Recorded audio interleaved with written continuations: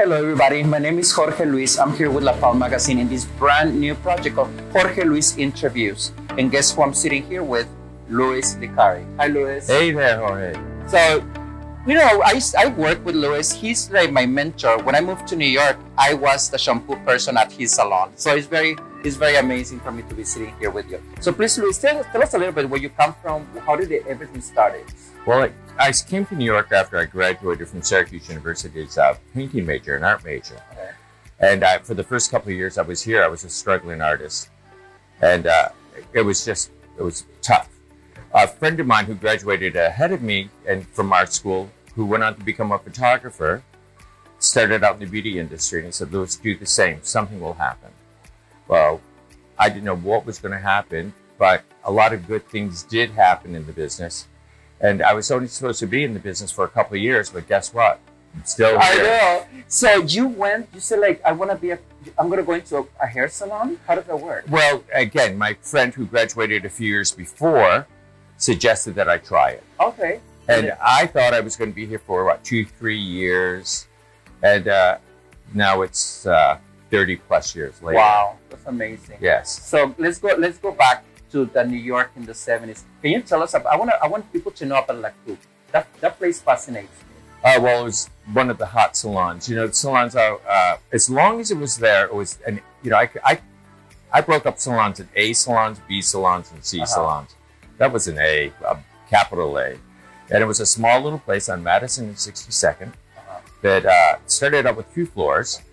And I'm so happy to say that after I joined the place, we were able to take a whole other floor of the store next door, and that was the Louis Licari Color Salon at La Coupe. Wow. And that was really brilliant. That was just the beginning. You know, I had a wonderful PR people. I had a great staff, and New York was very alive at that point in time. Yes, yes, it was. And then tell me about the celebrities. Like how did it start in La Coupe? When you arrived at La Coupe, it was already starting. It was at the beginning. I was fortunate enough to do the models from the very beginning. Okay. At that time, I had Eileen Ford as a client, which was the largest modeling agency in New York.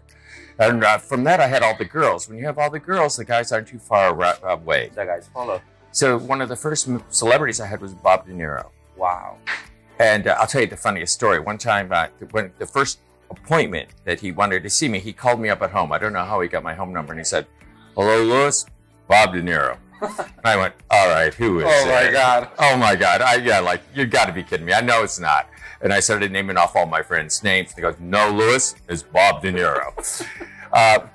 So the great thing about having Bob De Niro as a client, once you had Bob De Niro, the rest of Hollywood came by.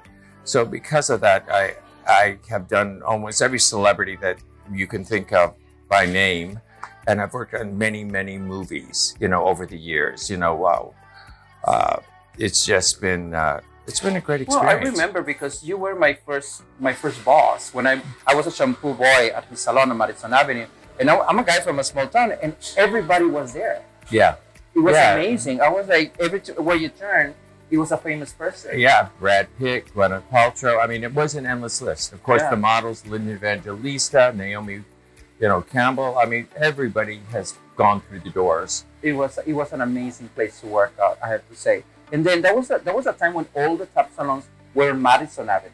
Yes.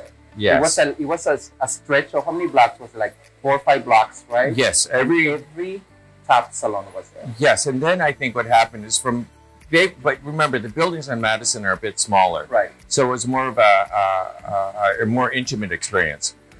The next period, of course, they went to the Mega Salon. And when you went to the Mega Salon, which is bigger, right, it includes all services. That's when New York went mega big. Yes, and then Madison Avenue didn't have the physical plant that could handle that. True. So we went to Fifth. We went to other bigger streets that had bigger buildings. That's true. That's when all the salons went really big, and that's really makes. I didn't think about that. That's exactly how it happened. Interesting. Interestingly enough, I think now you're starting to see people go and want a more intimate experience again. Going back, yes. And here I am back on Park Avenue, which we were just talking about it. That is amazing.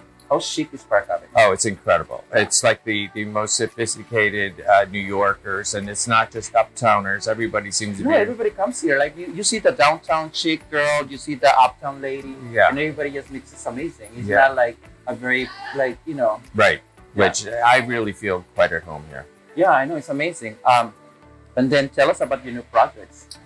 Oh, really big news. One of my dreams, in fact, I didn't even dream it, it's just too big, is that one day, I would open abroad in some way or just expand.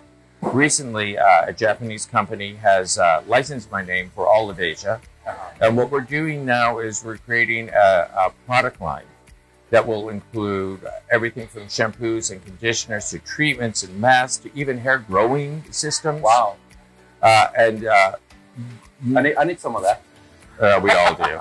I have wavy hair. It's waving goodbye. But what I hope to do is really make it a worldwide brand eventually. That's amazing. It's very exciting for you. Yeah, fingers crossed. So guys, so here you have it. The first celebrity colorist in the world, Louis Licari. And I'm very happy to be a part of his team. Thank you, So till next time. Great. Goodbye.